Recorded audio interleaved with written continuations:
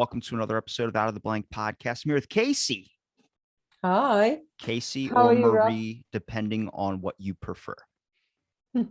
Yeah, I don't mind. I write under Casey King, crime writer represented by Kate Nash Literary Agency, and I also do coaching psychology, trauma coaching, personal coaching, business coaching under Maria Halloran. So I'm actually used to being called both. I answer to both, and I don't mind. I love both. When So Casey King's fine as well. when you became a writer, what was harder to choose what you wanted to write about, or what was harder of choosing the name of what you wanted to write under? Oh, the name. Absolutely, the name.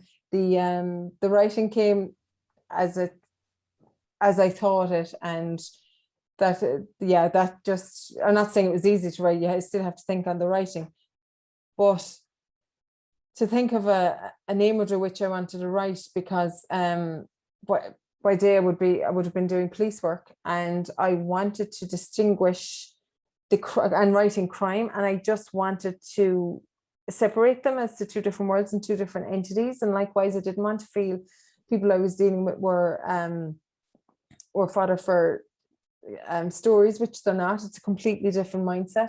And but yeah, I was trying to protect that and isolate it. And also when I write under Casey King, I become that person. It's like, we all step into roles. I think we all do when we do different jobs or deal with different people. And I think to survive and survive different ways we approach things, you have to step into a certain role. And doing that, then I'm Casey King when I write, and I just become that person. I become that person at events, Yeah. or so I step into it. But it was definitely harder to pick a pseudonym. Does you, Definitely. does your mind go to the same place as mine kind of does with the psychology behind that a little bit? Because I saw on your profile it said psychology in there, and I think that's Mm. what's interesting, kind of about like when you come across like a different persona, for instance, like if you're going to slip into a Casey King persona, you Mhm. get to add different effects and personality traits of what this person wants to be or what the mindset is. It gets a release in a way. Like a lot of people can talk to a pillow, or a lot of people can vent and become like I know plenty of people that have been on my show that are good friends of mine. Now, outside of the show, they're like this calm, very nice, like just, but when they get on front of the camera, it's like one of my favorite comedians, Tim Dillon. He gets on the camera and he's like an Alex Jones type, but then off screen, he's more of a normal, calm personality, very actually intellectual thinking, but you couldn't tell. And I think that's what the whole like attraction to like a lot of people that love these radio shows is like, it's different because like when you're on mine, it's kind of who you are. I amp myself up for sure. Sometimes like if I'm getting into something, I'll go as crazy as possible. But then through my catalog, you can kind of see like I have more serious ones where it's talking about something Mhm. serious. And I like that because, I used to have an issue with like my show, you need to use your real name, or at least I need to know it just so I'm not worried about you screaming like Trump stuff or anything that's going to like, obviously going to get a lot of Mhm. people upset. But there's also a factor of like when you go online, it's very, very hard if you're not looking in the academic profile to find people talking about something that are using their name or their face. And it's like, well, then how do I know this is what you feel? Yeah. Like, if you believe that the earth is flat, I want to see a person that has their name, their face, their profile pictures from Tahiti in 2002 on there because Mhm. it helps me understand it's like this is now your reality. This is the reality that you have, everything that has combined the events in your life, the knowledge and process of information that you have received throughout your whole entire years has now gotten you to this point to where you believe so strongly about this topic. And that's what I appreciate. Like if Yeah. people yell at me about like talking to a conspiracy person, I'm like, well, in their head, and possibly what do we even know in our heads, we believe this is law, but what's really law? And then you Mm. look into it and you start to see it's like, oh, you really 100% believe this. And that's what I appreciate is when someone is not being who they're not, like they wouldn't, or at least in a Yeah. harmful manner. You know what I mean? When it's writing, it's a little bit different because you're doing this on purpose, because it's also a Mhm. marketing thing, and at the same time it helps Yeah. the creative juices flowing after a while. And yeah, and as long as you do it with the backing and belief of authenticity, as you said, as long as your approach and you're genuine and you're authentic behind your thinking behind it. I mentioned I'm just setting up my own website, and I'm mentioning both names on it because um it is a role you step into, and I help a lot of people with resilience and belief and boundaries, and as a coach, and using the word no without using the word no. So it's about framing boundaries and stuff like that. And in order to build resilience, in order to believe in yourself, sometimes you do have to step into that role. You have to be it until you are it. And I think that really, really helps the person get into that mindset. As you said, the psyche, it gets into your mindset. And then you start believing, I can do this. I can do this crime writing. I can be in an event. I can work the room. I can walk the red carpet. I can do what I need to do, and interact with people. And there's no point in me putting my police officer head on when I'm at a writing event, because unless people have interest in talking that, it's like my mind frame changes. Just like coaching. Now, coaching is funny because your coaching brain never kind of goes away when you're doing, even when you're chatting to someone, you're, between your listening skills and you're picking up on different things. But I always found, even before I trained as a coach and did the associate degree, I always found that I was able to take people what they're saying and reframe it in a positive way. So we'll say when I went into the writing world, and interestingly, I started writing after an injury in the line of duty, and it was the writing, the pseudonym, the whole lot was born out of trauma. So, and I walked a kind of a post-trauma growth path that I didn't realize I did until I started studying post-trauma growth. But when I was in the writing world and in with the writing community, I found it was very, very interesting. Some newer writers have, it's their belief in themselves is quite, it needed enhancing. And I think that I could see ways I could help. So very often people would come to me with their bios or their query letters, and I would help them rewrite it in a way in which was authentic. It was authentically them. It wasn't any changes, but I was able to reframe it with language and wording that I had in order for a person to sell themselves better. So it's being the person you are authentically, be it under a crime writing name, under a business name, or under something else. It's like branding. But as long as the underlying is authentic, then you can engage with people that way. So that's a better way to be.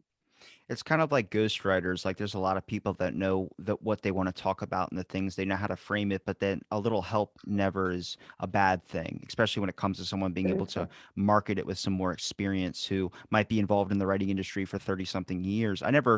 When I first talked to a ghostwriter a long time ago, probably around episode 200 of mine, I thought it was like you're writing about ghosts because I took it for face value of what it is. And I Yeah. think just through talking with so many people, and like it's interesting because if you write crime, I think when you look at any crime podcaster or someone, even if they don't even have a psychology background, you start Mm. asking them, why do you like writing about crime? Or talking about crime, and they'll say something like, just the way that this person thinks. And it's like, yeah, you're now getting an insight where it's like when you can get like the full narrated view of looking into a crime scene, or when you look into a killer's past or a history and you start to realize how messed up their life was and how they got into the situation that they're in, it doesn't just develop your own understanding of who this person is, but it's not rationalizing what they did, obviously, but it's trying to sense a little bit of empathy in something that is not very empathetic towards. You're not supposed to be empathetic towards the serial killer, but a lot of these people that you end up learning about or hearing documentaries about, I've seen some documentaries where I'm like, well, you're not supposed to be like sad for the guy, but oh my God, his whole life was horrible. He was locked in a basement till he was like 13 years old. And you start to realize, like, oh, there's that empathy factor that all humans have. And it's actually easier to extend it upon another person who doesn't have this whole entire horrible background or doesn't have this whole entire horrible act that they did. They're just a normal person that flicked you off in traffic. And then you start to realize, like, the psychology that they end up starting to learn through the whole aspect of studying true crime and getting involved into it and seeing how the brain works, you start picking things apart. I had a buddy of mine, we're doing in the middle of a podcast, we're talking, and he was like, what was one appendage you could lose? And I was like, well, is there a disease behind it? Because I want to know why I'm losing the appendage. And he's like, sure. And then he named a bunch of different words and he said it all into one disease. And I'm like, stop right there. Let's pick that apart. Why did you choose Matt as the first part of it, bio as the second, chemical as the third, and then you chose clams as the fourth? These are all something that is obviously you're thinking about. So why are these all a part of your life? And he broke it through every single one of how he thought this way. I'm like, you can do that with anybody's speech patterns. The issue Yeah. is when someone says something, people hear it and they don't look at it. They just hear it and they go, this is what that person meant. No, ask, just say the words, and you start to understand the psychology. Like when people talk about they try and condemn someone or cancel somebody, Yeah. especially as a podcaster or someone that's involved in media. You got to know to choose your words carefully because you don't know what Mhm. someone could say. And I'm like, but when you look at them, when you sense their face reactions, when you hear them talk and you hear the context of what the conversation was, is it like how it was being spun? Because news tends to Mhm. twist everything around in such a weird way where it fits their narrative view. And I'm like, but if you listen to the full thing, did this person really want to kill puppies, or was he talking about a corporation out there that is killing puppies? You know what I mean? Yeah. Exactly. And as I talk a thing about PECS actually, and it stands it's an acronym for patience, empathy, and compassion. And empathy being the key thing. And you're empathetic towards the person who has done wrong, like that serial killer, because that's what's inside you. It's not a reflection of your opinion on what they've done. It's a reflection of you as the empathetic person who can understand. I mean, empathy, not everybody can show empathy. Not everybody is high in intelligence emotional scale. And then the compassion part of the PECS is empathy in action. So, and there's a whole other theory around that. That's, let's say, for example, just to give you one, is assuming positive intent, API. As humans, we and you're talking about cancel culture and different things and interpreting meanings. If we go into an interaction assuming negative intent when we approach it, your brain does something it's on higher alert for, and it goes into a prey like hunter mode because it's assuming negative intent. Whereas if we go into situations assuming positive intent, then we are grounding ourselves to properly listen and to respond instead of react. And that way then you can hear what's being said. And as you said, it's number one, listening, but the more important thing about listening is actually hearing what's being said. And that's why the patience to listen, the empathy to understand, and the compassion to action, the empathy. So it does. It says more about you being empathetic as a person and compassionate as a person than what the person who's done evil has done. It's a very interesting concept, but assuming positive intent is a very interesting approach to go into any interaction, because you ground yourself, and it's about surrounding yourself and grounding yourself in your reactions. And as I said, to respond and not react to something that might incite you or might aggrieve you, that you can properly interpret the framework and the way in which it was possibly meant. But there's no way of you knowing what a person meant in their expression unless you're in their brain. So you can only judge in your own head. And like all our thoughts, even though we might be talking about the same thing, our thoughts are autonomous. We have different thoughts that makes us unique human beings, unique individuals. And the aspect of assuming positive intent just gives us that grounding before you go in, and it's starting at a certain level to respond and not react. It's fascinating, really. And it's even like when we expect, we should go into things with a positive thought or a Mm, positive outcome, obviously in our head. But most of the mm, world is afraid because everything we've ever been viewed or seen is negative when it comes to a lot of factors. I know plenty of people that are like, what's the point of trying to meet somebody new? And I'm like, well, you got to meet somebody new to expand conversation and maybe pull something out of it. I'm like, true, I can yeah. tell you through all the conversations I've had that everyone thinks kind of the same. We all have like a general care about people, but it's all about like those little side little tracks or forks in the road that end up branching us off and making us a little bit different. Like when somebody talks about like maybe censoring or censorship, for instance. This is an issue with like producers of media or content. They talk about, well, it's good because then you don't get a bunch of misinformation. It's like that's the way that we want it to come off. Obviously, we don't want any misinformation out there. But then you look at the things of like, but where does the line get drawn of like censorship? Now, there are plenty of people out there that would never want someone to hurt themselves. But then the things that they say on social media to someone because they can't see the face, they can't connect with the person behind the picture of an egg or whatever that person uses, it ends up causing that same outcome. And I think this is when it starts to be like with the world today, with like communication a little bit, everyone's kind of being numb and not really caring as much as branching out of different groups, mostly because the fear of the interaction. Like every podcast for me, for instance, and even you have, I would give 100% respect to you for joining the show, for instance, because it's new. And it's like every guest I have, I don't know what this person is. This person I've had out of the 900 something, I've had a couple that have just come in and just completely just been like ready to attack me as soon as the record button happens. And that's just from maybe an episode that they saw where I cracked a joke about something. I'm like, most of my stuff is comedic, but that's the thing. If you don't get a sense Yeah. of who the person is, you see a profile picture instead of a person's actual face, it's hard to connect with that thing. And I'm like,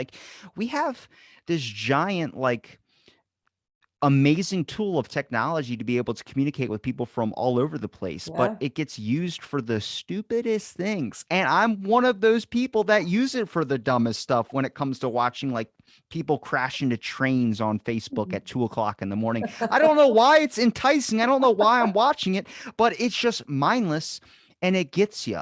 And it's like when you see podcast clips, when you see shows or movies or segments or Twitter news feed or trending topics, it's all a clip of something. And then you actually look at the main thing. It's like, this wasn't what I thought it was at all, or anything it's getting spun out to be.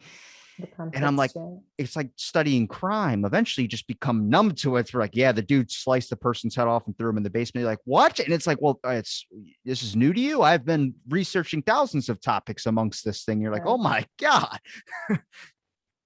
And you talk about humor. I'm Irish, so I mean, it's just like the crack. We've invented crack, CRAIC. So and we've one of those unique sense of humors where we just take the make out of one another. And in the police service and the emergency service, there's a gallows humor that is really, really, really, really strange. And actually, it has inadvertently bled into my writing, and I haven't realized it. And I only realized when an editor comments on it, um, going, I see you're a scarabig wit has come in here. And I'm reading something and I'm going, but that's just me. That's what I say. That's just me being myself. And I've realized I've had X number of years with this gallows humor, and I don't realize. And I'd often say, and I can be quite kind of blatant about something and quite straight up about it.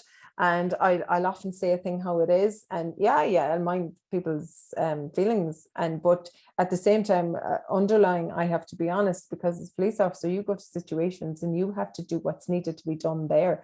You have to deal with situations, and you have to.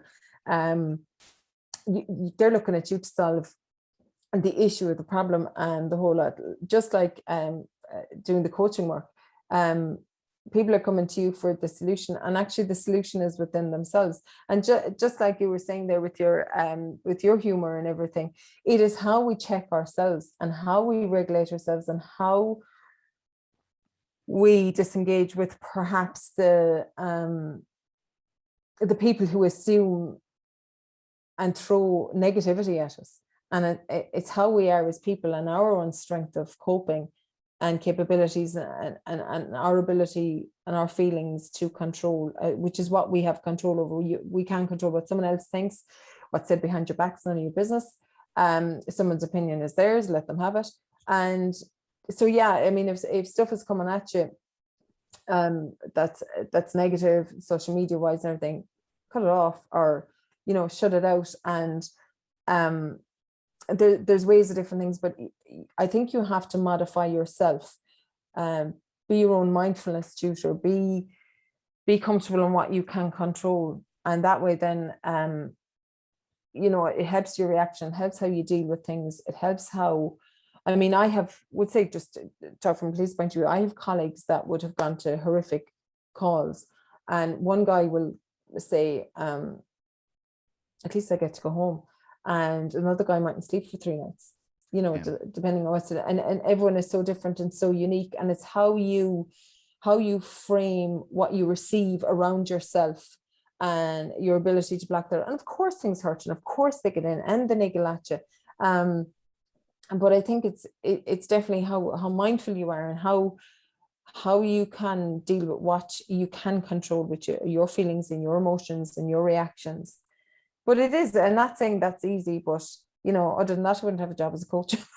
You know, but and then the writing then is just, it's funny in the sense of the escarpment with and going places and different things. I tend to venture to brave places. So it's kind of interesting. Maybe it's because of my background.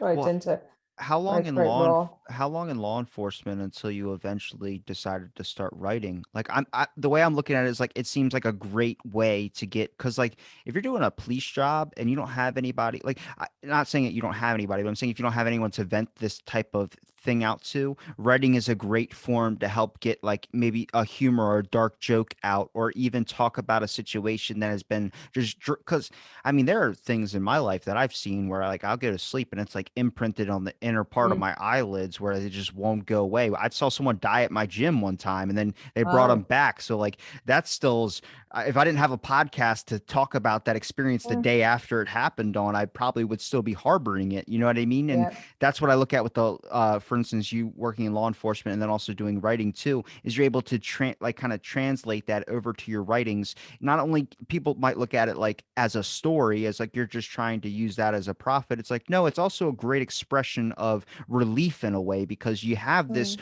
scene that you didn't cause, you didn't start, but you had to deal with because it's part of your Mm. job, because no one else is going to do it. And you need now a way of not really needing a therapist, but you need a form of therapy when it comes to expressing yourself in such a manner. And the interesting thing with the writing being born out of I was a decade as a in law enforcement when I was injured, and it changed the trajectory of my career. I knew certain things. I had wanted to explore other avenues. I had wanted to travel to the UN, or sorry, do a tour of duty with UN, travel to Cyprus. Um, I had loads of plans, and it changed that trajectory of my career. And I knew, and there was a stage where I asked myself, what good am I to my job if I can't do X, Y, and Z? Now that's a very dangerous thing to say to yourself.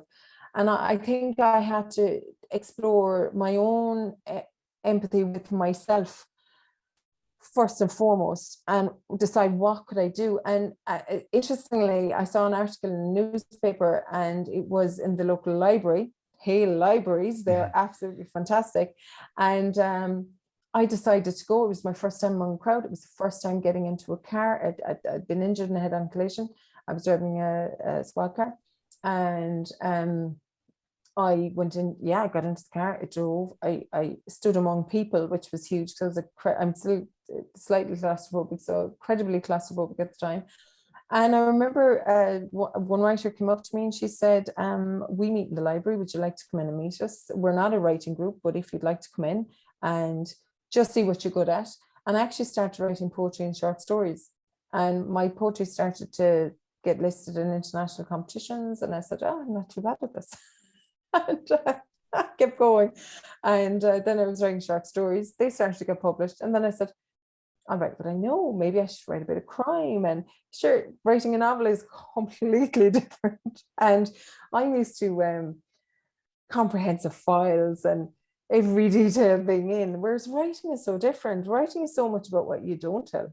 And so it's showing and not telling, or what you don't say and what you imply and where you lead the story to, whereas files and investigating is so factual. So I literally, it was like an apprenticeship. I had to learn a whole new way of writing. And when I went back to college to the associate degree, academic writing was something I hadn't done in a long, long time. So I had to relearn that. And but I trust that I could do it, because if I've learned to do poetry and short stories and novels, I trust I could do the academic writing as well. But the novel writing was a whole different thing. So I wrote a novel that I thought was a psychological thriller, which will absolutely forever stay under my bed. And then I wrote a police procedural that was loved, unpretendable. And my agent sent it out. I got me my agent, and my agent sent it out, and the feedback is unputdownable, but too ambitious for a debut novel. Unputdownable, we made it to acquisitions, but I don't know. So what else did I have? So it did give me a gateway into something else. So I worked with my agent, and what I actually wrote was a female-led gangland thriller.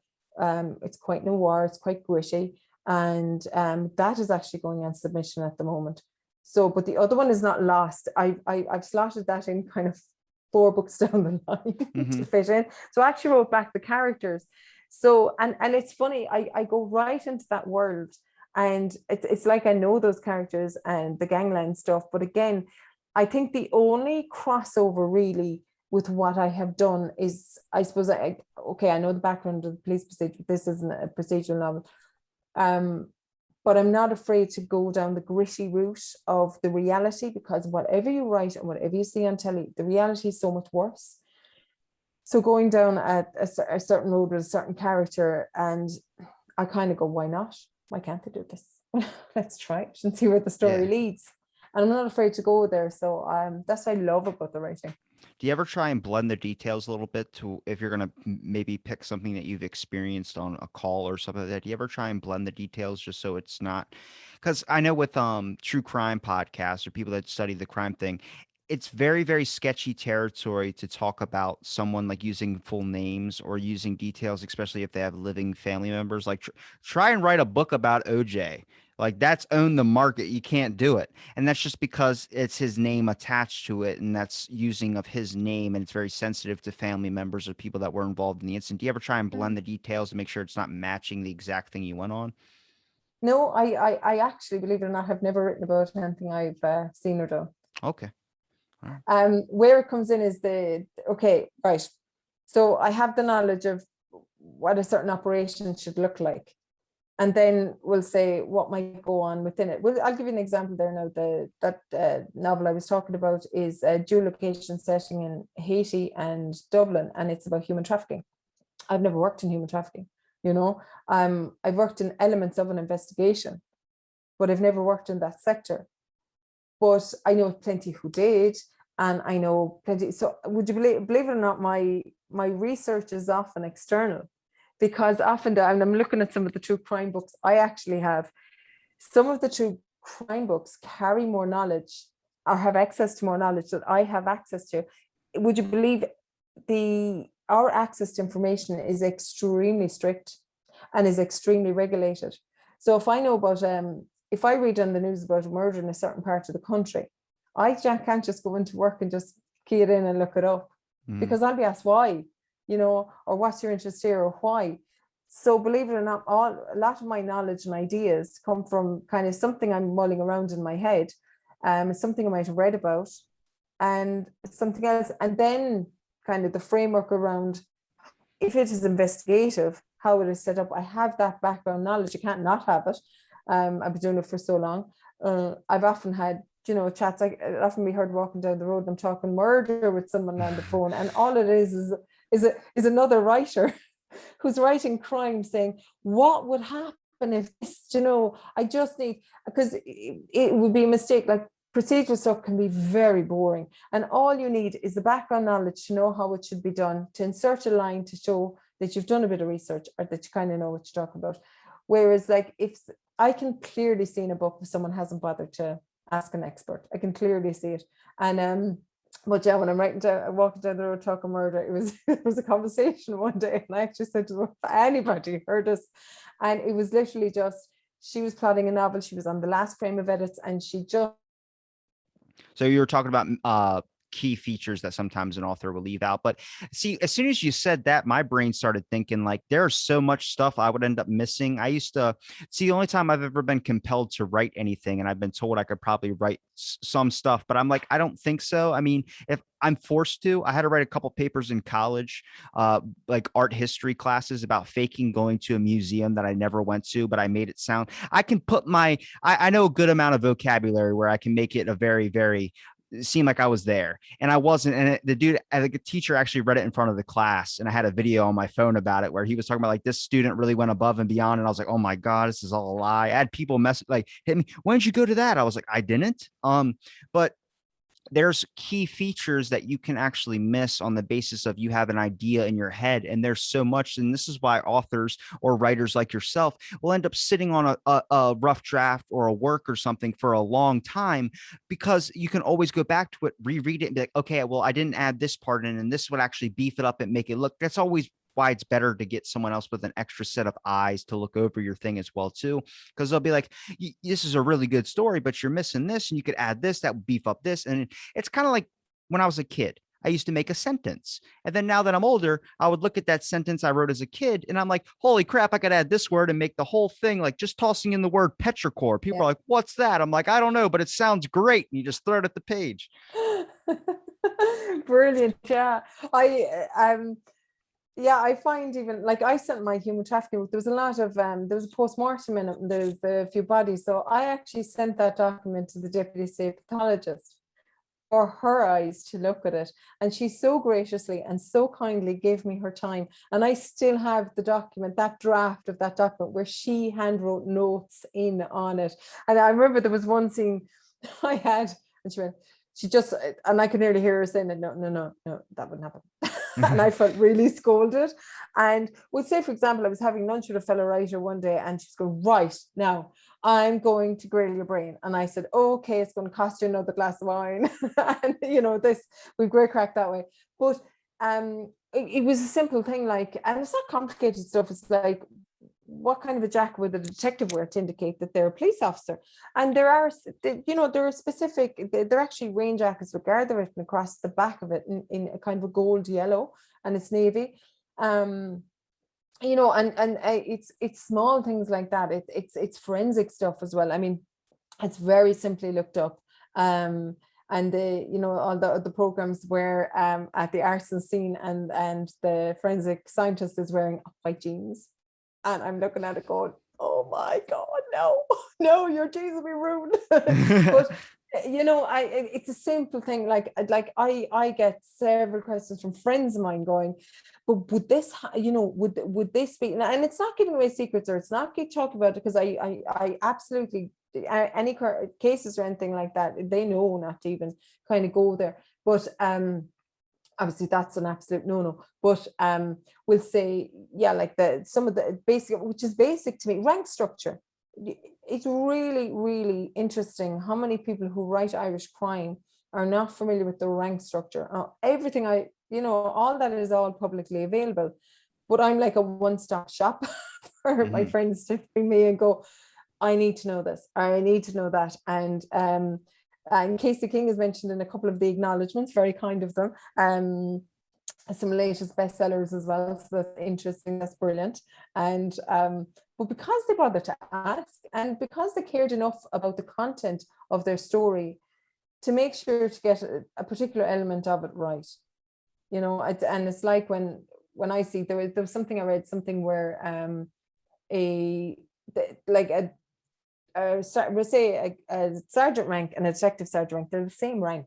One isn't senior to the other, they're just working in different departments. And I read in a book one day where it implied that the detective rank was more senior to it, and I'm looking at it going, no, that wouldn't happen. Yeah. And it's kind of, I get all very Well, it's weird, because I think when you look at like the general public's knowledge compared to like maybe a professional that works in this field, that might be able to read it and be like, okay, well, this isn't real, and this isn't like that, and this is actually not how it happens. I don't know why, but that would anger me as a writer. I would want to make sure I have that validation from the person that's actually involved in that field, just because if you can make one of them be like, okay, this is actually believable. Like I know so many people that like work in a certain thing, or they'll be watching a certain video and they'll be like, well, that doesn't work like this. This is how this works. And I'm like, I don't have that area of expertise to know that. So, I mean, it's going to fool the general public, but then it's like, there's those small little key details where it's not really looking for an answer. It's just looking for a source of validation from someone. When a writer or someone else is writing something and they ask you a question about something, it's because then even that little thing that maybe it'll gloss over the general public. Eventually it's going to Yeah. hit you later. Like I've read plenty of books. I went to school for psychology. I ended up just going and getting a chemical dependency degree and then not going for like a bachelor's or anything because I didn't, I'm not a school person. But when it comes to like understanding, when I was taking some psychology classes and understanding, especially when it comes to like like mentally challenged people, I read a Mm. book in middle school about a kid from like a mentally challenged perspective, where he starts talking about lights that make them all do all these things. Now, the public knows, like obviously there are certain things that happen that can trigger like a spastic reaction out of someone who might be mentally challenged. But when I went and started studying more about psychology and started telling about light reactions and all these different types of pathways and neurons firing off in your brain, I was like, oh my God, I have a better like understanding of that book now, and I haven't read that book in like 10 years. And I'm like, that's the cool stuff, is when you're able to make someone 10, Yeah. 15 years from when you create a book go, holy crap, like that just brought a new perspective into my head. And it's those little Yeah. small features that you really don't think about. And I have to just zip it when we're watching anything, um, with procedure in it just in case. And all I get is don't say it, don't comment. And but if it's really over, and you can really, really see with programs when they do have consultants in, when they have bothered to check, when they have asked the right questions. And just like for me to respect the deputy state pathologist, I think she's a professional. They're doctors, and I can't presume to know about. No, I did an awful lot of research, and in fairness, she asked me. She complimented me on the research and effort I had made, because I have a friend who's an EMT, a paramedic as well, and he'd often get strange questions as well, and I keep going. Those around me, you're safe. This is the question to do with writing. And I always clarify that when I send it to him. But it's out of respect for his career and the doctor's career that they have spent years studying.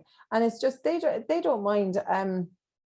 They've all this knowledge and all this expertise, and to use it for something different, and maybe something that's fiction, that's not horrific, that's not in front of them, is I think a bit of a novelty as well. And I find that as well when people throw the questions at me, what kind of jacket is this? What's the rank structure? Different things. And then I'm kind of going, they mattered, they considered it enough to ask, which is really good. I mean, and some books aren't heavily police procedural. It's not even that, even if it's the little piece that's applied, as long as it's done right, then I have more mass in that writer, and I will get more of their books because I know they bothered, and I'd always get the books of the people that bother to ask me anyway as well.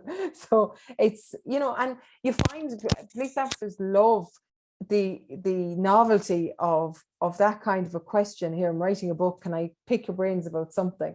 And sure, they've so much experience that they just love talking about. But I do have to zip it with programs. I definitely do, because I'm brutal. But you're right, it's amazing how that book stuck with you, and then years later still, isn't it? Do you ever find it that, like, with all the knowledge that you have about a lot of things, when you're, say you're reading a crime thing or something and you see something that's off, does it ever hurt your experience? Like, does it, like, there are some things where I end up like seeing a movie trailer, and sometimes you see a movie trailer or something, it shows you all the best parts of the movie. We're like, this is just the whole trailer. The whole movie is just the trailer, basically. Like, I was watching The Walking Dead. I don't know if you're familiar with this show, but my dad Yeah. raised a good point in a scene, like a love scene that was happening. And he goes, "Why are they doing that? None of them have ever showered in like months. Like they probably smell awful." And I was like, "Oh, why'd you got to ruin it for me?" And I shut it off. And I'm like, "You just ruined the whole thing for me." And he goes, "But there's that hindsight or that perspective that kind of a lot of people don't really get." It's a funny example, but it's true. It's like afterwards, I was It's like, like something I would do, yes. that's what I'm Something I saying. Is would like, do. does it ever hurt when you're reading something that like you see something that pops into your head and Yeah. you're like, can you continue reading on it, or do you let that like No. hinder it a little bit? No, I sometimes I close the book and I put it down and I go, oh my God, like, why didn't they just ask? There was a very popular series on TV here a couple of years ago, and just one episode where something was done wrong. It was done, it was done, it's a procedure like that general public would not know about it. And I paused the telly and I just had a rant for about 5 minutes. And then once I got over it, I was told to, can we just watch the program now, please? No, in other words, park yourself, get over yourself. And it was something that nobody else, and I could see clearly then when they had brought in the consultants, and you could see the difference, and it just shone in that sense. But I wouldn't say hurt, but I do kind of, I get kind of, why didn't they just ask? Why didn't they just ask? Or when you know a certain, or you have people, what I find actually is people's opinion on or different things on social media, and maybe something in the public domain is done a certain way, and people have the opinion, and why didn't they do it that way? Why didn't they do it that way? That I've had to stop looking at that, especially if things are trending on Twitter or something to do, and people saying, oh, why wasn't it done this way? Why was it done that way? That bothers me more. I've had to consciously stop looking at things like that, You're because I talking kind of about just, Monday night, or Monday back quarter, or Monday night quarterbacking is what it's called, where you're able to look at like for instance, I have an episode coming up for in honor of 9/11. It's episode 9/11. I'm doing a memoriam. It's like an 8-hour episode, and through the commission report that they talk about the whole entire scenario, everything happens. It also says in hindsight and foresight, so it makes it very, yeah, very clear that this came after, so you cannot hold them to the standard. And that's what we see all the time. You'll see somebody slip yeah, up, and then the next day they'll be trending, and people will be calling out his slip up. And it's like, well, at the time they didn't know that. It's like kind of with history in a way. There's anthropologists that say you can't, the way we think now, you can't think of it like how they did back then, yeah. because nobody had that form of intelligence. And I'm like, Mhm. yeah, well, you see that everywhere. I mean, I like people's opinions. I like it when someone throws something in that I never thought of. But damn it, if they don't try and take your knees out with it, they'll take a bat to you with it. Like, hey, you didn't add this into your thing. You're like, oh my God, give it a break. But I mean, hey, those are people that, like I have friends that are Star Wars fans. I have friends that are Star Trek fans. Now I'm watching a parody or something of one of these things. They get everything so freaking accurate. And I'm like, this is a good show. I'm sitting there with my, hands crossed over my chest, just watching the show. And they'll be like, this is horrible. And they'll try and turn it off. I'm like, what's wrong?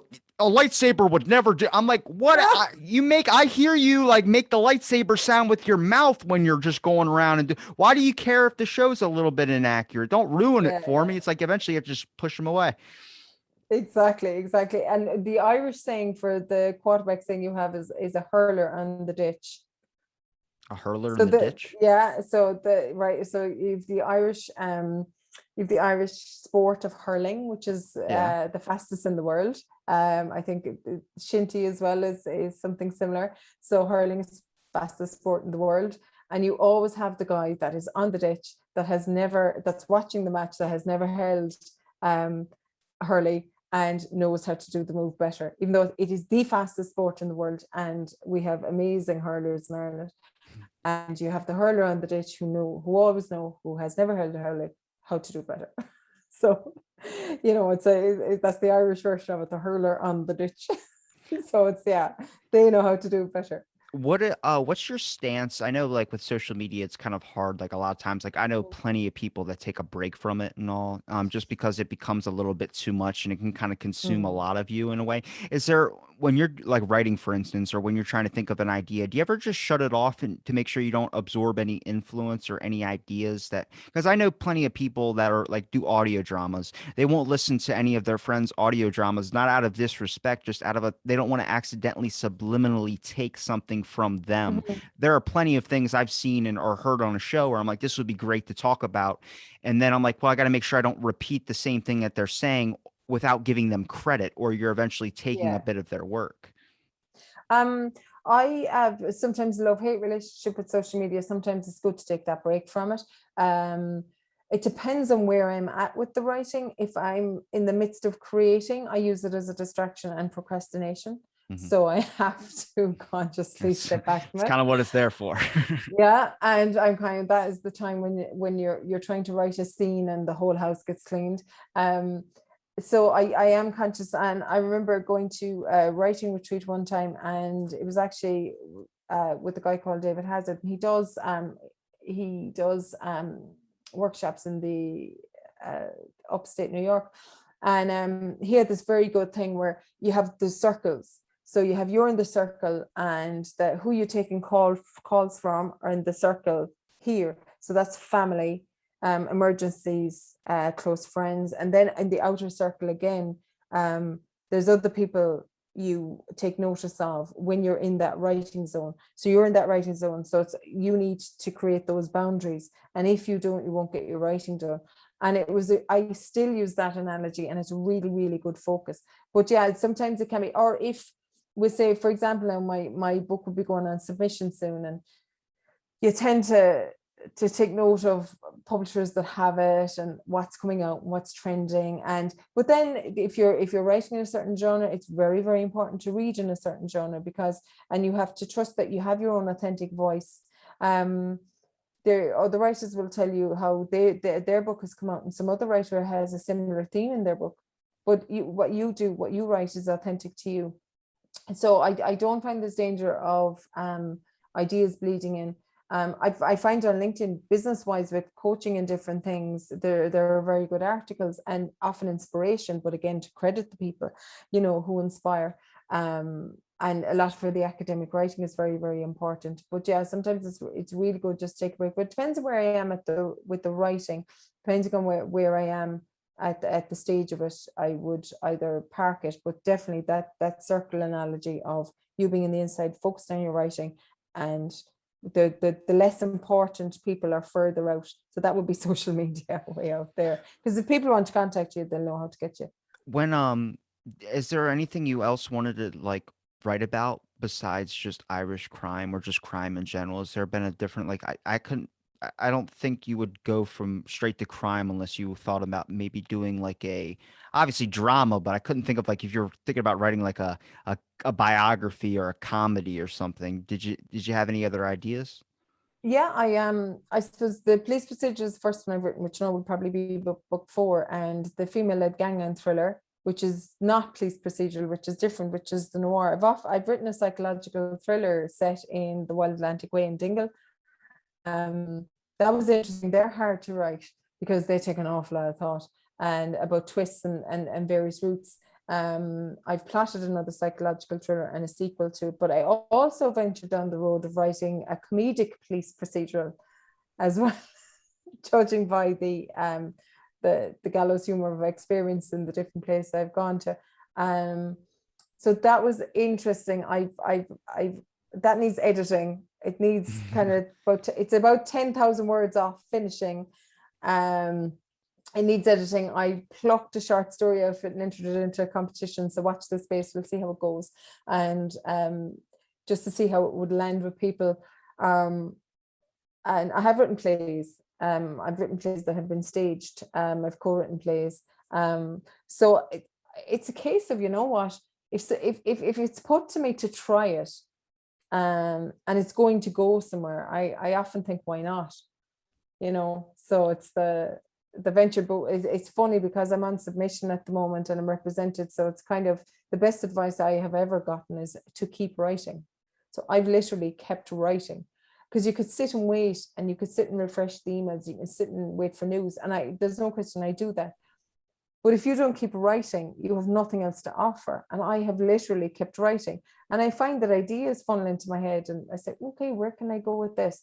So it just so happened that the comedy-driven police procedural came into my head. It was actually during lockdown. It was set around, there was a lot of, different areas and different conflicts. And it was set in a station in Dublin about how a protesting group has an issue with one of the guards this guy's working with, because she fronted the LGBTQI parade for the guards, and they have set against her because they're homophobic, and then they're trying to frame her for something, and then with her colleague trying to release her from something she's been accused of, but with a comedic element around it, within it, so how they support one another, and with a serious underlying at the same time, a serious underlying theory around it. So yeah, I do go to those places. The crime tends to kind of sneak in, or the procedural does kind of rear in. I find it hard to stay away from that. But psychological thriller actually was psychological thriller first. There are police in it, but and there's an element of that in it, but it was the psychological thriller before it was any procedural aspect of it. Do you find that you're a forced creative or more of like a on the moment creative?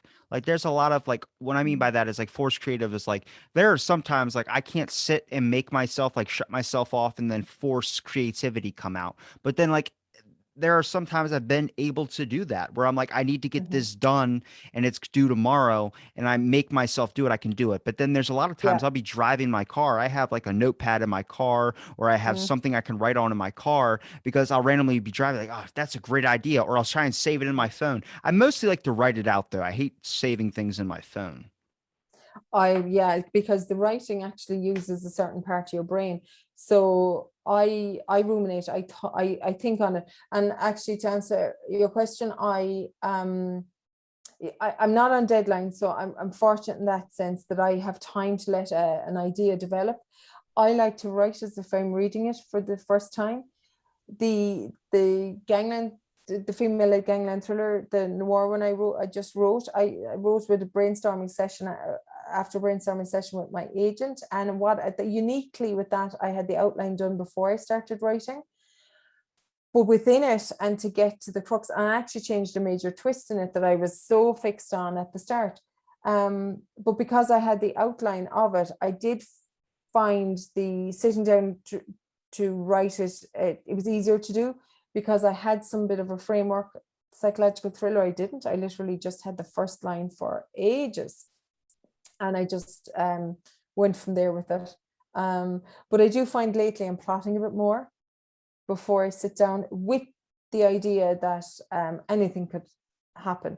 Because often, and I know people say this, and probably others go, really, but you do tend, the character hops in with something into your head, and you're just going, really, really, do you want to go there? Or do you want to go down that route? And it's like your thought process stops till you go down that route the character is telling you to go down.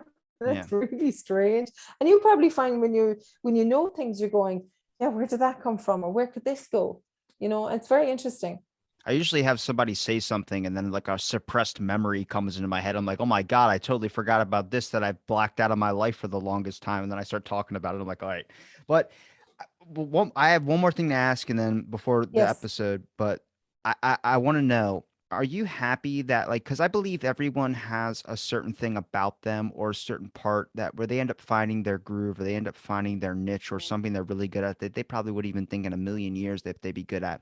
My buddy would have never thought in a million years he'd be great at doing HVAC, and he's doing HVAC and making a bank load of money. I obviously have talked a lot through my whole entire life, so it makes sense I'm just a jabbermouth. But I'm wondering, are you happy that you think writing is that for you? Like, I'm not basic. When I ask that question, people can take that many different ways. So I want to make sure I'm extra Hmm. clear on this. I'm not saying whether you can be good at writing, you can be bad at writing. If you enjoy doing the craft Yeah. is the most important thing possible because then your experience should never be hindered by what anybody else would think. And I'm curious if writing is this to you. What does that mean to you?